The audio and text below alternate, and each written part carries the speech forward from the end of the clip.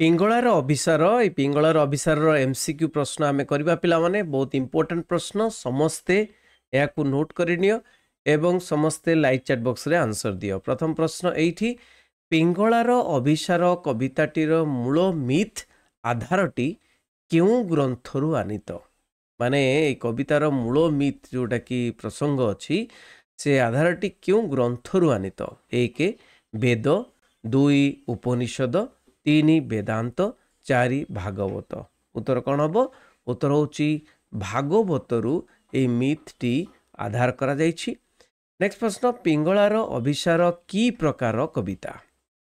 1 ଗାଥା କବିତା, 2 ଗୀତି କବିତା, 3 ଶୋକ କବିତା ବା ଗୀତିକା, ଆଉ 4 ସମ୍ବୋଧନ ଗୀତିକା। ତ ଉତ୍ତର କ'ଣ ହେବ? ଉତ୍ତର ହେଉଛି ଗାଥା କବିତା। ପିଙ୍ଗଳାର ଅଭିସାର କି ପ୍ରକାର କବିତା? ନା ଗାଥା କବିତା। ନେକ୍ସଟ ପ୍ରଶ୍ନ, ପିଙ୍ଗଳାର ଘର କେଉଁ ନଗରରେ? ପିଙ୍ଗଳାର ଘର କେଉଁ ନଗରରେ? 1 ଉଜ୍ଜୟିନୀ, 2 ବିଦେହ, 3 ମଗଧ, 4 ବଙ୍ଗଭୂମି। ଉତ୍ତର କ'ଣ ହେବ?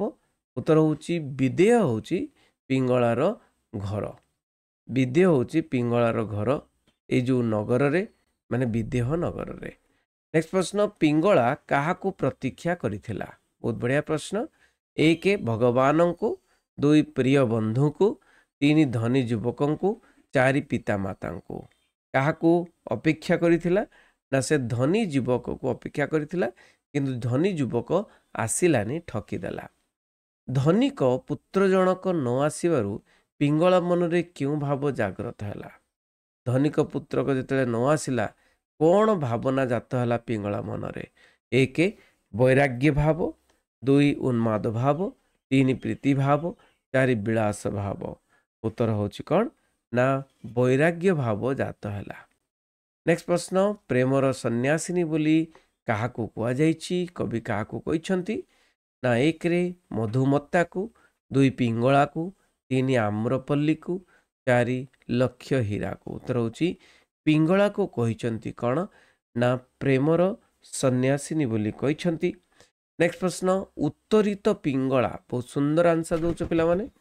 ଉତ୍ତରିତ ପିଙ୍ଗଳା କେଉଁଠି ଶୋଇବ ବୋଲି କହିଛି?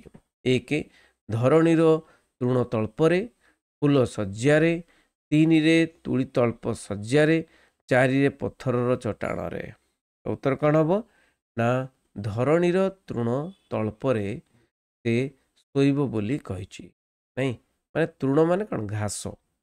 ସେ ଯେଉଁ ଘାସ ଏରେ ଶୋଇବ ବୋଲି କହିଛି ହେଲା।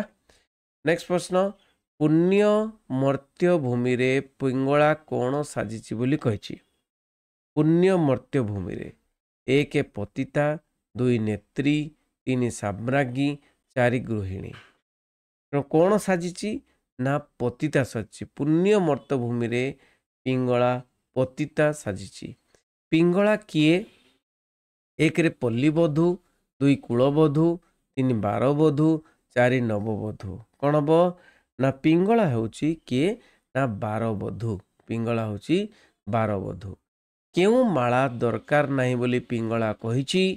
1 ମଣିକାଞ୍ଚନ ମାଳା, 2 ମରକତ ମାଳା, 3 ବନପୁଷ୍ପର ମାଳା, 4 ମଲ୍ଲୀ ମାଳା। କ'ଣ ହେବ? ନା ଉତ୍ତରରେ କ'ଣ କହିଛନ୍ତି କବି? ନା ତାର ଆଉ ମଣିକାଞ୍ଚନ ମାଳା ଦରକାର ନାହିଁ। କ'ଣ? ମଣିକାଞ୍ଚନ ମାଳା ଦରକାର ନାହିଁ। ନେକ୍ସଟ ପ୍ରଶ୍ନ, ସଚେତନ ପିଙ୍ଗଳାର ଅଙ୍ଗ ପୁଲକକୁ କାହା ସହିତ ତୁଳନା କରାଯାଇଛି? ସଚେତନ ପିଙ୍ଗଳାର ଅଙ୍ଗ ପୁଲକକୁ, ଅଙ୍ଗ ପୁଲକ ବୋଇଲେ ଶରୀର, କାହା ସହିତ ତୁଳନା କରାଯାଇଛି? ପ୍ରସ୍ଫୁଟିତ ପଦ୍ମ, 2 ବରସାର ନୀପ, 3 କୋରକିତ କେତକୀ, 4 ବିକଶିତ ମଲ୍ଲୀ। ଉତ୍ତର କ'ଣ ହେବ? ନା ବରସାର ନୀପ ସହିତ ତୁଳନା କରାଯାଇଛି। ଆତ୍ମଜ୍ଞାନ ଲାଭ ପରେ ପିଙ୍ଗଳା କାହା ପରି ଛୁଟିଯିବା ପାଇଁ ଚାହିଁଛି? 1 ମୁକ୍ତାଚାରିଣୀ ତଟିନୀ, 2 ବରସାର ଧାରା, 3 ଧୀର ସମୀରଣ, 4 ଦକ୍ଷିଣା ପବନ। ତେଣୁ ଆତ୍ମଜ୍ଞାନ ଲାଭ ପରେ, ମାନେ ନିଜକୁ ଚିହ୍ନିବା ପରେ, ବୈରାଗ୍ୟ ଆସିଲା ପରେ ପିଙ୍ଗଳା କାହା ପରି ଛୁଟିଯିବ ବୋଲି ଚାହିଁଛି? ସେ ଚାହୁଁଛି ମୁକ୍ତାଚାରିଣୀ ତଟିନୀ ପରି। ତଟିନୀ ମାନେ କ'ଣ? ନଦୀ। ତେଣୁ ମୁକ୍ତ ଭାବରେ ଯେଉଁ ନଦୀ ସମୁଦ୍ରକୁ ମିଶୁଛି ସେଇଭଳି ଭାବରେ ସେ ଭଗବାନଙ୍କ ସହିତ ମିଶିବା ପାଇଁ ତଟିନୀ ଭଳି ଆଶା କରିଛି। 13 ନମ୍ବର ପିଙ୍ଗଳା କେଉଁ ନଗରର ନଟି ଥିଲା? ଅବନ୍ତୀ, 2ରେ ଉଜ୍ଜୟିନୀ, 3ରେ ବିଦେହ, 4ରେ କୌଶଳ। ତେଣୁ କେଉଁ ନଗରର? ନା ବିଦେହ ନଗରର ନଟି ଥିଲା। 14 ନମ୍ବର ପ୍ରଶ୍ନ, ପିଙ୍ଗଳା ଆଉ କେଉଁ ଦୀପ ଜାଳିବ ନାହିଁ ବୋଲି କହିଛି? 1ରେ ସଞ୍ଜ ଦୀପ, 2ରେ ପୂଜା ଦୀପ, 3ରେ ଜ୍ଞାନ ଦୀପ, 4ରେ କେଳି ଦୀପ। ପିଲାମାନେ ଏ ପ୍ରଶ୍ନ ବାରମ୍ବାର ଆସେ, ତ ଉତ୍ତର ହେଉଛି କେଳି ଦୀପ ଆଉ ଜାଳିବ ନାହିଁ ବୋଲି କହିଛି। ପିଙ୍ଗଳା ରସିକ ନାଗରଙ୍କୁ କି ଅଭିନୟ ଦେଖାଉଥିଲା? 1 ପୀରତିର ଅଭିନୟ, 2ରେ ଛଳନାର ଅଭିନୟ, 3ରେ ସ୍ତ୍ରୀର ଅଭିନୟ, 4ରେ ବାନ୍ଧବୀର ଅଭିନୟ। କେଉଁ ଅଭିନୟ ଦେଖାଉଥିଲା? ନା ପୀରତିର ଅଭିନୟ ବା ପ୍ରେମର ଅଭିନୟ ଦେଖାଉଥିଲା। ମରତ ପଥର ଅମର ବନ୍ଧୁ ଅନ୍ତର ବିମୋହନ କାହା ଉଦ୍ଦେଶ୍ୟରେ କୁହାଯାଇଛି?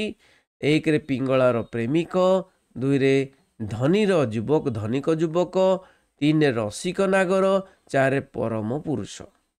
ମରତ ପଥର, ମରତ ମାନେ ଏ ପୃଥିବୀ, ମରତ ପଥର ମର୍ତ୍ୟ ପଥର, ଅମର ବନ୍ଧୁ ଅନ୍ତର ବିମୋହନ, କିଏ? ନା ସେ ହେଉଛନ୍ତି ପରମ ପୁରୁଷ। କିଏ? ସେ ହେଉଛନ୍ତି ପରମ ପୁରୁଷ। ନେକ୍ସଟ ପ୍ରଶ୍ନ, ମୁକ୍ତା କେଉଁଠି ସୃଷ୍ଟି ହୁଏ? 1 ସୁକ୍ତି ଗର୍ଭରେ, 2ରେ ସାଗର ଗର୍ଭରେ, 3 ଧରିତ୍ରୀ ଗର୍ଭରେ, 4 ପଦ୍ମ ଗର୍ଭରେ। ଉତ୍ତର କ'ଣ ହେବ? ମୁକ୍ତା କେଉଁଠି ସୃଷ୍ଟି ହୁଏ? ନା ମୁକ୍ତା ସୁକ୍ତି ଗର୍ଭରେ ସୃଷ୍ଟି ହୁଏ। ମୁକ୍ତା ସୁକ୍ତି ଗର୍ଭରେ ସୃଷ୍ଟି ହୁଏ। ପିଲାମାନେ ଭଲ ଲାଗିଥିବ ନିହାତି, ନାଇଁ? ତେଣୁ ସମସ୍ତଙ୍କୁ ସେୟାର କରିବ। ଭଲ ଲାଗିଥିଲେ ନିହାତି ଲାଇକ୍ଟେ ସବସ୍କ୍ରାଇବ୍ଟେ କରିଦେବ ନେକ୍ସଟ ଭିଡ଼ିଓ ପାଇଁ। Thank you very much. ରହିଲି। ବନ୍ଦେ ଉତ୍କଳ ଜନନୀ।